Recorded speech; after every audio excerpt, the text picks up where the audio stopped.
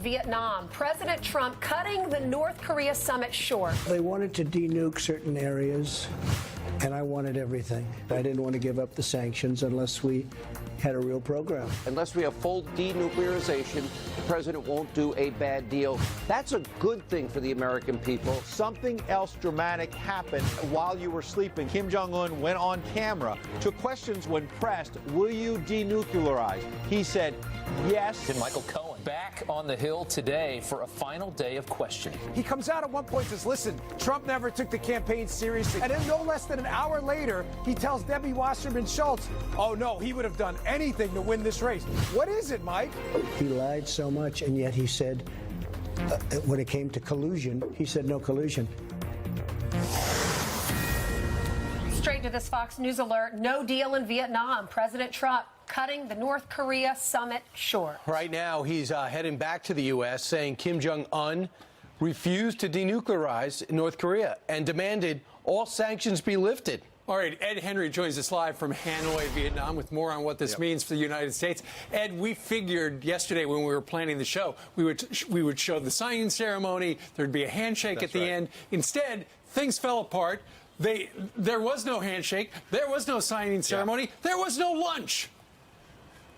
Yeah, they pulled that as well. You're right, guys. I was reporting through the night, and we were expecting a signing ceremony while you were maybe just shaking the sleep out of your eyes, 2 a.m. Eastern time. Instead, Sarah Sanders abruptly told reporters here it's changing. There will no longer be a signing ceremony with Kim Jong-un and President Trump. Instead, a solo news conference by the president. Obviously, a sign, A, there's no deal, and B, he wanted to put his imprint on what happened, what went wrong. When pressed by reporters, the president said he still believes they made progress. He's still hopeful there could be a deal down the road, but that basically Kim Jong-un only put part of his nuclear program on the table and wanted full sanctions relief when the president wouldn't do that. Watch. Did you get into the question of actually dismantling the Yongbyon complex? Yes, absolutely. And does he seem willing ultimately to take all of that out? Sure, totally. He does. He just wants all the sanctions off first. He would do that, but he wants the sanctions for that. And as you know, there's plenty left after that. And I just felt it wasn't good. Mike and I spent a long time negotiating and talking about it to ourselves. And I felt that particular, as you know, that facility, while very big, it wasn't enough to do what we were doing.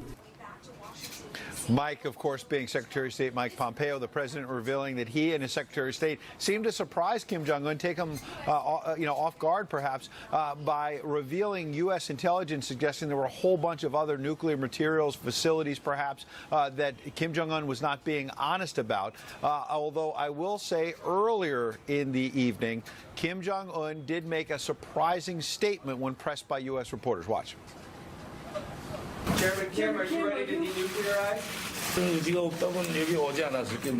If I'm not willing to do that, I won't be here right now. That's a good answer. Wow, that might be the best answer you've ever heard. So he's on camera now, on the record, Kim Jong-un saying he is ready to denuclearize. The question is holding his feet to the fire to make sure this is not just another empty promise from the North Koreans. And that may be one of the reasons the president walked away, wants to test all of this, left the door open, though, guys, to having a third summit down the road when Kim Jong-un gets more serious about putting his whole nuclear weapons and missile program on the table. Yeah, guys. fascinating, Ed, because we heard he say that to the South Korean leader. He said that to our people, but to actually say it to the world press, to American press, now the president's like, that's what I'm dealing with. 1 minute he says, I want to do this, but there's really no action that he's ready to take yet. Yeah, and look, of course it makes sense for Kim Jong-un. He'll take that deal any day to get full relief on all U.S. sanctions, maybe United Nations sanctions, EU sanctions, the whole lot of them, by just putting some of his nuclear program on the table. No, that's not a good deal for the U.S. and the rest of the world. So look, another point I want to underline that happened overnight is the president revealed that Kim Jong-un told him face-to-face that he is not going to restart some of that nuclear testing that stopped. Remember, when the president Biden took office, there were missiles flying over Japan. That has stopped during these negotiations. A lot of people wondering, will the missile test restart? The president says no, and if they do restart, it certainly sounds like the military option from the U.S. is on the table, guys. Okay, thank you, Ed. Let's bring in Jason Chaffetz, Fox News contributor, former U.S. congressman from Utah, and former chairman of House Oversight and Government Reform Committee, and author of the Deep Keep State. going. Yeah. All right. Resume. So the president left without a deal. Do you think that was smart? I'm proud of what the president's doing, because I think conventional wisdom for a politician says, oh, pre-bake the deal and then just come on and sign the thing. But if you want different results, you're going to have to do things differently. So the fact that the president's doing this, I think, is a positive. The other factor that you've got to put into this is I don't think any deal gets done without China. And the trade negotiations and everything that's going on in China is another part of this puzzle. It's not just us in North Korea. You have the South Koreans, you have Japan, but you most importantly, you have the Chinese. And when they're brought into the picture, that's when ultimately I think you can get to a deal. Well, in a couple of weeks at Mar-a-Lago, they're supposed to sign a trade deal. Now, they might be saying the president doesn't want to walk away from 2 deals. We might have additional leverage. Or they might be saying the president will walk away from any deal. We might as well do a fair deal. Donald Trump has shown time and time again he does things in an unconventional way. That's why America likes him, and that's why they elected him, and that's why you think he will ultimately strike a deal, but will also include China. Right. Well, we were discussing earlier, Jason, we wonder whether or not Kim Jong-un did a bait and switch to get the president to come. Remember that the guy who had lunch with him yesterday had personally hand-delivered a note from the chairman to the president saying, hey, let's have another summit because we're willing to give all this stuff up. Obviously, it wasn't enough. And in fact, watch this soundbite. Sean Hannity, after everything broke down, was talking to the president, and he made it very clear. Kim wanted the sanctions released and removed, and the president wanted denuking everything. Wasn't going to happen. Well, they wanted to denuke certain areas, and I wanted everything. And the sanctions are there, and I didn't want to give up the sanctions unless we had a real program. And they're not ready for that, and I understand that fully. I really do. I mean, they spent a lot of time building it, and that doesn't mean the world has to be happy. But I wanted them to denuke.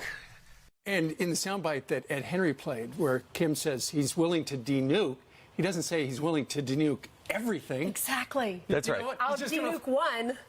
And this is the importance of the United States intelligence operations and what's going on there. And my guess is between Mike Pompeo and the President of the United States, they were able to at least describe in part that, hey, we know more about this than you think we do. You're not just going to be able to take this one facility down and then go ahead and move it over here. Again, that's why we invest billions of dollars as Americans into intelligence, and this is precisely why you need it. Well, Jason, the other thing that has to happen is they got to put the screws back on when it comes to sanctions. Over the last 8 months after Singapore, China backed off. Russia's been sweet. We have video of Russia putting stuff on North Korean ships in the middle of the ocean. We also know they had a luxury car. He's not supposed to have any luxury items. So, I mean, we got to put those sanctions back on strongly. We've been looking the other way. I do believe at the end of this summit, though, the world is a safer place because you have 2 world leaders that have a degree of trust and a bond and a relationship. They're able to communicate. Mike Pompeo and his team, along with the intelligence services, are able to do what they need to do. And then the might of the United States military to back it up. You put that equation together, I think the world's a safer place.